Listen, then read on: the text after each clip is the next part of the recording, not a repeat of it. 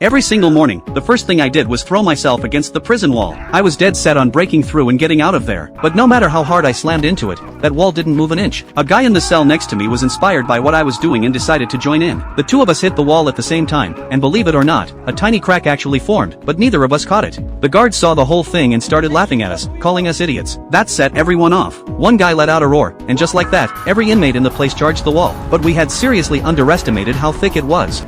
Nobody broke through, and we all ended up pretty beat up.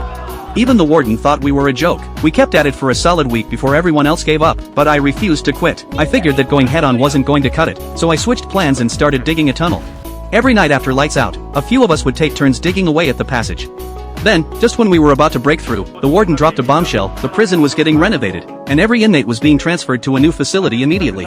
I nearly lost it when I heard that. All that work, completely down the drain.